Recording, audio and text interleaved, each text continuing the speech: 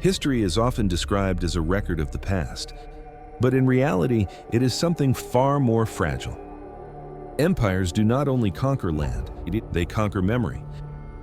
What survives in history is rarely the full truth. It is what power allows to remain. This is not a story about forgotten dates or lost ruins. It is a story about how empires erase their own history and why certain voices disappear while others endure. Every empire creates an official narrative, not through lies alone, but through selection.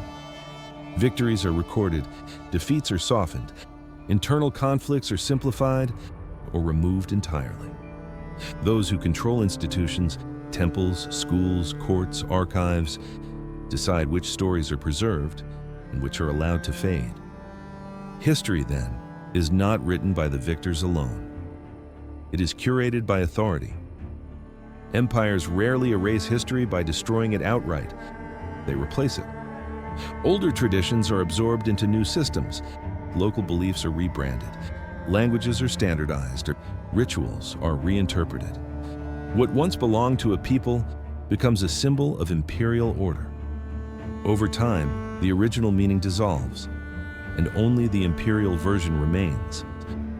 Religion has often been one of the most effective instruments of memory control. Temples were not only places of worship, they were archives, banks, and centers of authority. By defining what was sacred, empires defined what was legitimate. Belief systems shaped obedience, morality, and social hierarchy, ensuring that power felt natural, eternal, and unquestionable. When belief becomes institution, memory becomes policy. Erasure is never random. Certain groups disappear from history more easily than others. Minorities, defeated elites, peripheral communities, and those who did not fit the imperial image. Their contributions are minimized. Their presence is reframed as temporary or insignificant, not because they lacked influence, but because their stories complicated the narrative.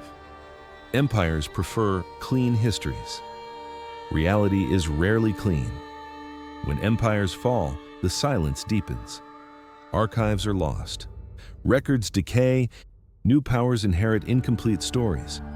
What remains is often fragmented, a skeleton of events without context. Centuries later, historians attempt reconstruction, but absence speaks as loudly as evidence. What is missing matters. This is not only about the past. Modern societies inherit imperial memory systems, educational frameworks, cultural myths, national identities. The same mechanisms that shaped ancient empires continue to influence what we remember today. History does not disappear. It is buried, and what is buried still shapes the present. To understand empire, we must look beyond monuments and timelines.